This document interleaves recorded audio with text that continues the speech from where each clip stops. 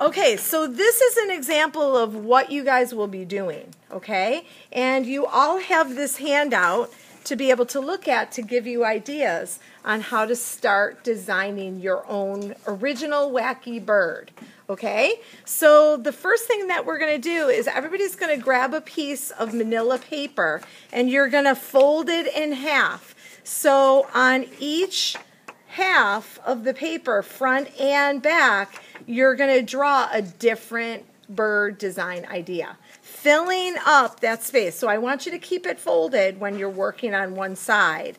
And if you look at your paper, start with the body, because the body of a bird is usually the biggest part, isn't it?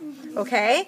And it doesn't matter if you draw your bird standing up tall or if your bird is going sideways on the paper. It doesn't matter to me. So you can choose one way or another. So since I did my bird kind of sideways for this one, in my new design I'm going to try one that's more vertical, okay, or more in a portrait direction, we call that.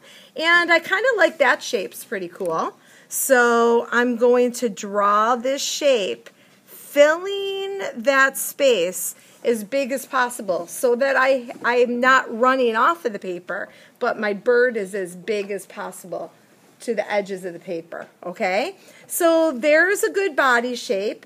I like to draw heads on my birds as a separate shape. So maybe I'm going to add kind of like a square head shape overlapping.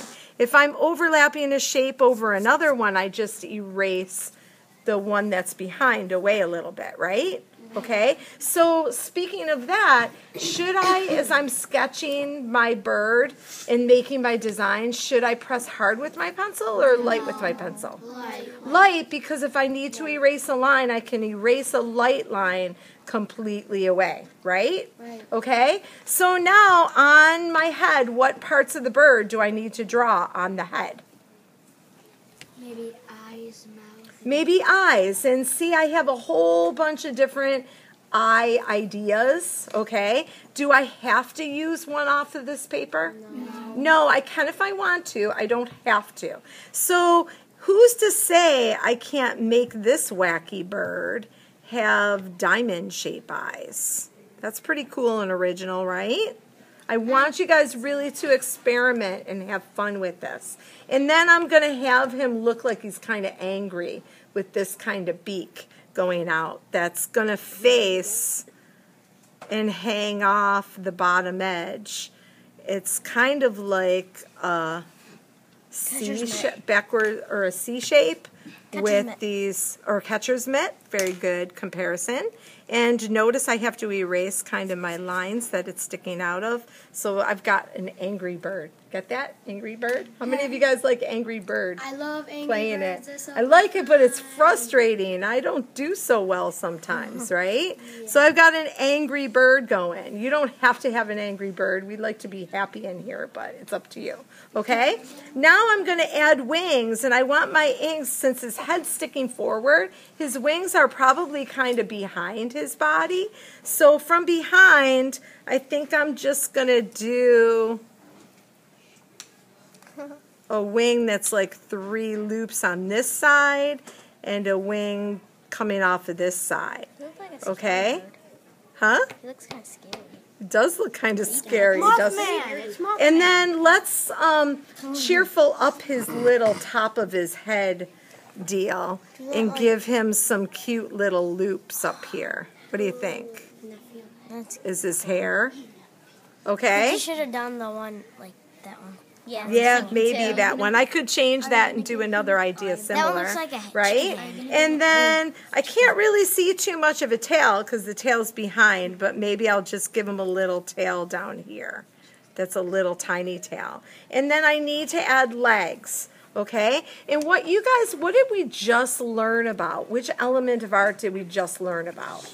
Shape. Am I drawing every part of my bird as shapes? No? I am. I'm drawing shapes, right?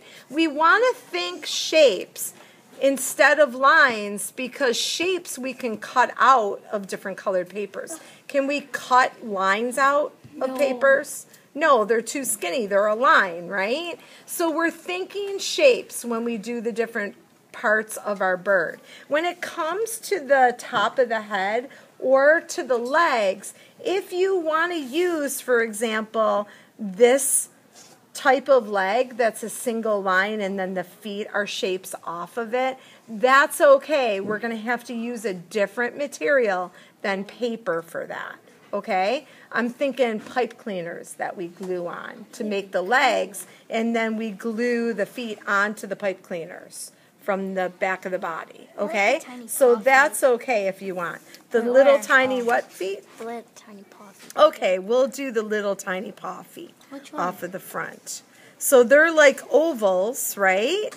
And then I erase my body line because the ovals are in front, and then I make the little claws. You should make them sitting on a branch. That's one of my bird designs. Do you like it? Okay, it looks like a bunny Okay, rabbit. so there's one idea.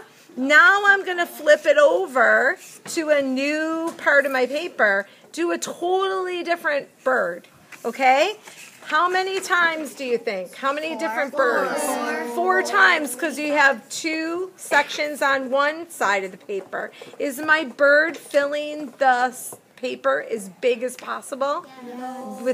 Yes, it is, isn't it? It's pretty tall on here. I could make that a little taller if I wanted to, okay? But should your bird go off the edge of the paper?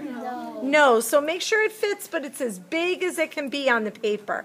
It might involve, while you're working, a little erasing and adjusting. That's why we're not pressing hard with our pencil, correct? Okay? So don't think about the line patterns or the colors just yet, okay? We're thinking about, it's just an eraser. Shaving. We're thinking about the shape of our birds' bodies and all the different bird parts. Oh, and before I forget, I don't want to forget to put the pupils. Very good. And if I want to, I can kind of draw a little eyebrow. Now he looks a little scared of you guys, doesn't he? No, he's like, right? Okay, does everybody understand what your job is today? Yes. 4 different bird designs as big as you can fit onto the shape of that section. So fold it. He's confused now.